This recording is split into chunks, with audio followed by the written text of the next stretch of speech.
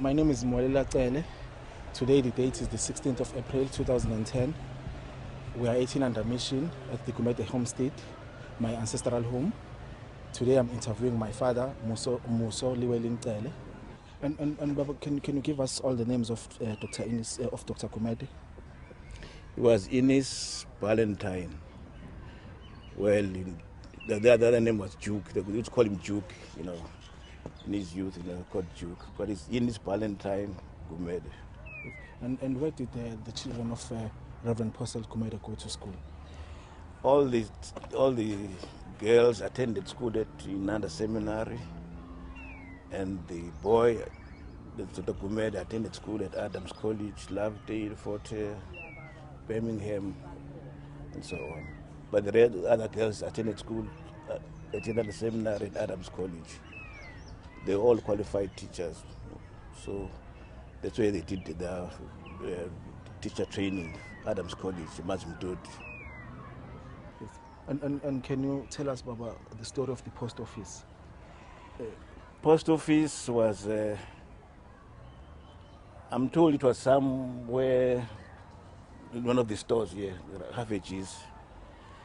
So as time went on, there was some burglary, people started stealing people's letters, people never got their letters. And then the old man asked the Indian fellows to bring the post office to this place. And she had a daughter, Mrs. Zulumeti. She was the one to run the post office. Ever since it was in the mid-30s, she ran the hospital, the post office. And can you describe what she used to do there? This post office, as you can look at, as you see it, it catered for people as far as Tafamasi, EThekwini, Mzinyati, Mgeni, Matigwe, Ohlange, and all these reserves here. So we first, the first post office, the post from, they got their meat from Phoenix Station.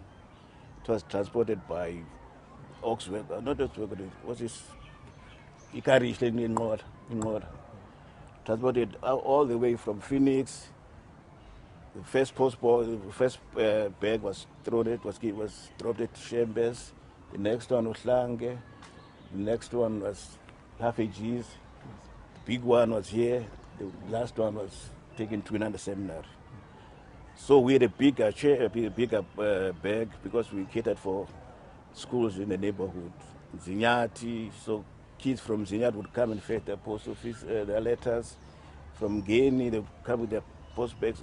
Ma would sort them out, all those letters to different schools, Telegrams would be distributed in the same manner. Should get a message, write it down, get any boy around you, perhaps a boy who stays at Mzinyati to say, boy, take this telegram to this place. She used to know all the houses here, all the homes here. I don't know how, it's a mystery up to now. And the telephone exchange? Oh, it was horrible. It was this box stuff, this huge, I wish I could give you the diagram of it. It had, these gadgets. I think it was an exchange. That was what do you call this side box? She would switch box. For call box. She should get a message, push it into that stuff, and that message would go to Inanda. Inanda Seminary was number one. It was number one. Ohlange was then number two. Shembes at number three. Number four, it was Gulams, and there were a lot of Indians across there, Ramnanans, Ramdaris, and the like.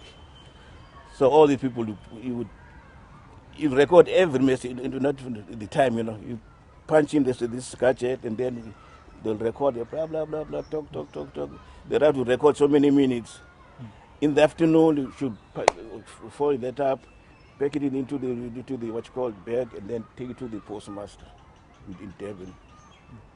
And Baba, Dr. Kumede, This surgery, when exactly was it started? Man, I'll be telling you, I think I wasn't born then. Yeah. Because it was here, but from here he would travel by, on horseback to the rural areas, In fact, before she opened the surgery, she went to McCord's hospital. From Birmingham, she went to McCord's, then she opened the surgery. Every morning from whatever time, people would come and sit here on the benches here.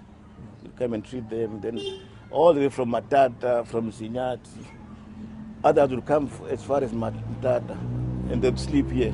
The old lady Ukraine would give a place to sleep, I remember there was an aunt, after every 2 or 3 years, she should, what do you call 6 kids? Yeah. Oh, seriously, she would come with babies, 6 of them. She would stay at the back there. What we see as well, we know she's pregnant, and she deliver here and stay for a couple of months, and then she goes back to the rural. And then she'll come back again after 2 years. After 2 years, I don't know what happened to those kids. I always wonder. Yes. It was pathetic because we see how little babies, and we can accommodate that gratis, no charge. It's sit here like one of the family members. Yeah. And who was assisting Dr. Kumete in his surgery? Who was a sister or a nurse that assisted him? That was a sister, Olive. Yes. That was a nurse. Yes. That was a nurse. The second born. Second born, sister comes after her, Okay. after him. Okay. And Baba, can you also tell us about Gog Emmeline Kumete, the first inspector of schools? Oh, this is the first inspectress of schools. Yes. And she's number 4. Number 4. 4, yeah. Yes. After Zabangul. Yes. And where did she teach before becoming the inspectress of schools? Well, she wrote in Oslange, Mzinyati. I think I've got a list. I can't remember the schools, but she taught at Oslange, Yeah. and Mzinyati, and Maodi, and the rest of the places. Yeah. And about my grandmother, your mother, can you, Francis, can you also tell us about her? Oh, my mother was a domestic science teacher. Yeah. She taught at the school, it was a primary school here. She was a domestic science teacher. She qualified at Indaleni, and she taught somewhere in Indaleni and came back here. The reason why I grew up here, she was a teacher here in the neighborhood, and my dad was a teacher at Emmahood. So there's no point in we staying at the cottage, when there was a place here. So that's why I was part of the Kumedes, though I'm telling you. So even now people wouldn't mistake, they would know him as Kumeda. Say, hello Kumeda, say hello. Even India say, hello Kumeda, how are you? Yes. Say, but I'm telling, I'm not Kumeda. Yes. This is your maternal family. Yeah. Baba, you went to school at Oslang. Can you tell us about the school? I know that some time ago you did tell me about the teachers and principals were there and the students who later became very prominent in life. Yeah, I attended my primary education here up to standard 7. It was 6A then. And I went to Adams College for a month, and I came back to Oslang. It was in 1955. The principal then was Donim Timkulu. Donim Timkulu, and the principals were there. It was Donim Timkulu, Habedi, Bopela, Bopela, and SD Ngobo came very late. Who was teaching which subjects during the time? Bopela was doing tailoring, and Nembula, carpentry, and many other guys. And Undoro from Rhodesia was teaching commercial subjects. Matebesi, one of the big shots there, Dube. Most of the guys were from Rhodesia, It was this Rhodesia stuff, People moved from this place to that place. Mafuzela was a close friend to Posselt, to an extent that we got our milk from his farm inside. His son would bring milk every morning, before he goes back to school. His son Sobantu. No, Sip. Sipo, Yeah. He'd come on bike, you know. Yeah. I remember one time he took a corner here. He fell down and the bottle broke. The bottle went off. During those days, what type of food, I mean, was cooked or that you used to eat? Pumpkins, mealies, patata, and this fancy food, you know. Bila, samp, just ordinary food. I don't remember eating a chunk of meat and like, but we got some meat, but we never bothered much. It was the veg and the like. And what type of games did you play? I mean, as children at that time. In this homestead. Yeah. Tennis. Soccer, and this basketball. And with some toys, we used to play some toys around here. Bicycles, at times, Christmas Day, bicycles move around, Another person who used to come here, it was Chief Rutul, who would come here. On Sundays, they would have some meetings in the city here, they have some church, Doctors from the Eastern Cape, Dr. Bogwe, Dr. Gomo, all these guys from Western Cape, they'd come and have it. And the local guys here, Cuthbert Mutsime. By the way, that's Mr. Ngwenya's place, just across the road. Ngwenya is the cousin, he's my uncle's cousin, Ngwenya, HP. But he stayed in town. And across it was Albert Nduli, first mayor of Lamontville. So at the same night it was a big school there. It used to be, we used to have girls from the same night to come and conduct some Sunday school lessons here in church.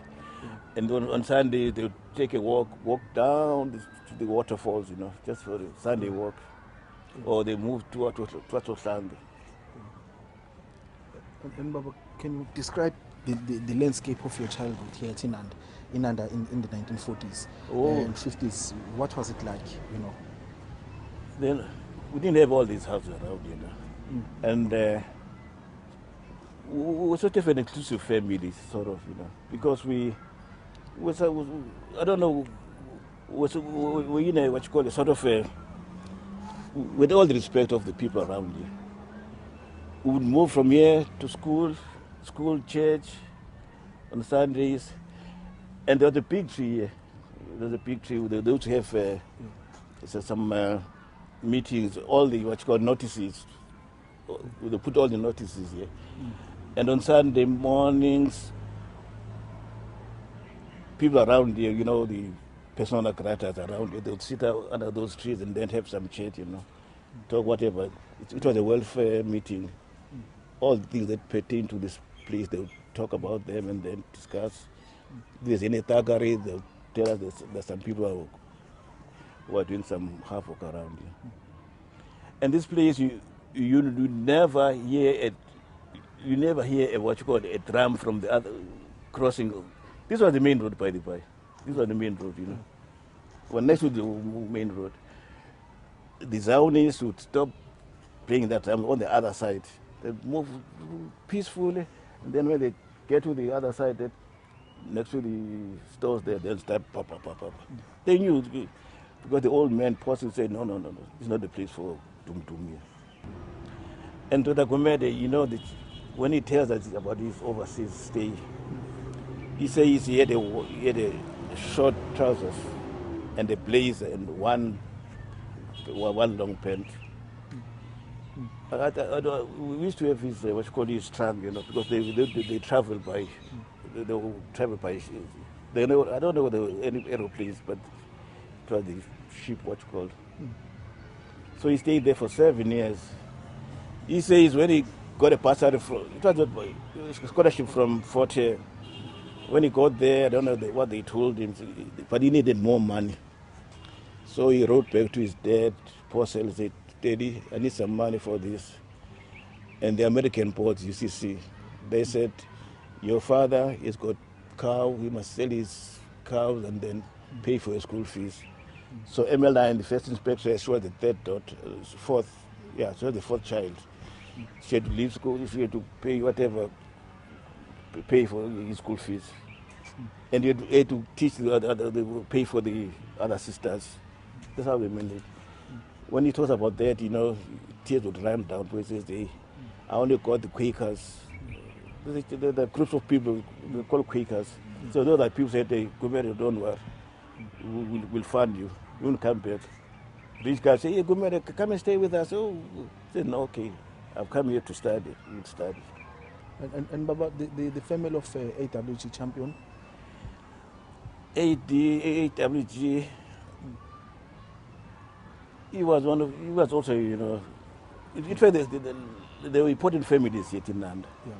It was the Gomedes, the Gobas, the way we are from, the champions, the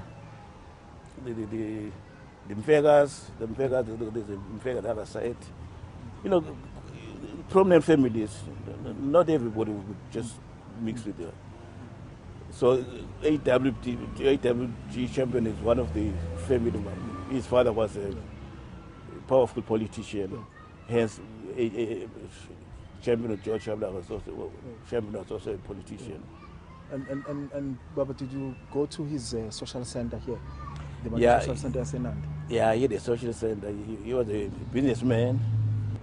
The social center, in the Fridays, there be kumba, people start dancing there, Yeah. And did you go to those?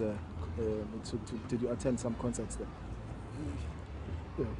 How could I in such a place? I couldn't move from here. Okay. I would just hear the drums, all the drums, but I wouldn't dare. Yeah.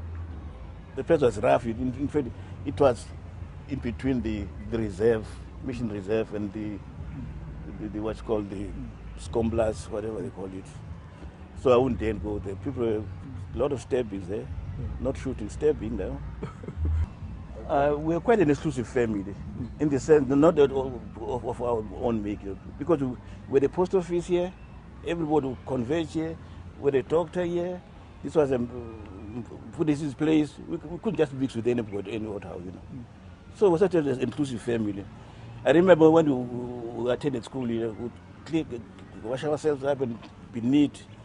People say, hey, these are swankers, This will look like sissies, You think, well, but we'd fight them if they wanted us to fight.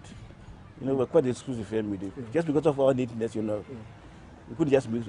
After school, go home, do some cleaning, whatever, then stay around here, take our books and read. Yeah. And the piano, did you also? Yeah, I attended with the piano lessons in town. Okay. All that, And then you played the family piano also? Yeah, with the family piano here. Just all away time, Yeah. And Sundays we'd go to church and form some church choir. And also the church bell, can you tell us also about that? Yeah, church bell would ring on Thursday if somebody has passed away. Then somebody has passed away. Saturday morning, they don't know, must go and do some digging, Yeah, the crawl was across the road here. The cattle crawl. And did you also take cows out and yeah, I used to take there was a what you call Ipadega paddock. Yeah. It was at Inanda Seminary. Yeah. Our cattle stayed with it stayed with the Inanda Seminary people. We take them down to the dipping tank, back to the what you call. In the afternoon, we'd come and bring them and have them milked. So there's a close connection between the Inanda Seminary and this place. For instance, the key for the for the post office, the spare key, it was at Inanda Seminary. It was kept there. In case anything happens here, we'd go to the seminary, give us the key. Sunday we had to go to church because grandfather was a minister. You couldn't touch it. You couldn't touch school, pretending you are sick because there was a doctor here. If you wanted to touch school today, just go to him and then say, go to school, then you're all right. You couldn't get any letters from girlfriends or whatever because the post office was here. Your letter would come here, they say, who's this now? So just in excuse, you couldn't just touch around, That's why we became good boys. Talking about Dr. Kumete's car, can you tell us the cars that he owned, the cars that he used to drive? The first one and the second one? The first means of transport he used was a horse, on horseback. Okay. Travel to the farm, horseback, with all his caboodle, stethoscope, right out to the farm. The second one was a Ford, the one with spokes, The sort? The Soto was the latest. Yes. It was just the late one. Yeah. The Soto and the El Belvedere. Not that he was displaying his richness, Yes. because we were all under him, we look after us, the whole family. It was a big family, like the Indian families. I'm sorry to finish that would hurt somebody. We stayed like, the Indian people, all cousins, everyone was here. You don't get a shirt if I don't have one. If you want to buy a shirt, we'd all get, 5 of us would get shirts, trousers. I remember when we went to Adams College, we had to go and get grey trousers and a green blazer. We went to one of the stores in Queen Street, Bassa store. My mother bought us, this cheap stuff. She said, no, we don't want this. And this blazer that way, envoy, but we had to get that because we wanted to go to school. Where else would get money? At least my father had passed away, so I was dependent on my mother and all the family members. And when you were at boarding school, how much did they used to send to you as a pocket money? Pocket money is 26, man. I don't know how much. 26. Not even we went to Ngoy. Would come to his surgery, find him seated here. Says, hey boys, are you going back to school? They said, yes, Dad. He says, okay. 20. I don't know, it was 26, 2 shillings and 6 pence. They'll say, thank you, get with the bus. Yes. When some of the members, at least the one guy I know of, was selected for the Natal team, it was Big Major. It was a goalkeeper. Yes, from here. Yeah, then he flew to Rhodesia for that tournament. During Easter holidays, teams from Bumbul would come and play here. They would have a big tournament here. All the way from Bumbul, from the Zomos. Yes. And the Natal Cannons, do you know anything about the Natal? Yeah, Natal Cannons were the teams, were the club, was the club of the mission. Yeah. There was some Guinea Crocodiles, Natal Willows, Mawoti Condos, different, what you call. Yes. If you were a Mkwenyan of this place, if you had a girlfriend around here and you were a soccer player, you were compelled to play for the club or else you would give it quick. Because I can tell you, he was playing for Union Jacks and he didn't want to pay for the club. Yeah. So they organized to come and give him that little thrashing here. Fortunately, somebody told me, hey, you're going to, there was a tree here. He went that side, they couldn't find it. It was the only lad that was at home. That's how we got saved. Otherwise, you had to abide by whatever we wanted here. You just see any drunkard around here or see anybody smoking. And some of the journalists for Ilanga Natal, like Jordan Ngubane and Martin Kumalo, do you still remember them? Yeah, Jordan Ngubane. Yeah, he stayed on the other side. He was a politician. And writing for Ilanga Natal. Natal. Yes. And Martin Kumalo, he was also, I don't know what it was, he was freelancing in the Natal. I don't know. Yes. And at that time, Ilanga Natal, was it in town or still here at Sohlan? No, it was right in town. Right in town. I'm Geni Road. Yes. I don't remember it yet to Sohlan. Okay. You didn't stay long there. And the relationship between this mission and Groundville mission and Adams mission, can you also tell us about that?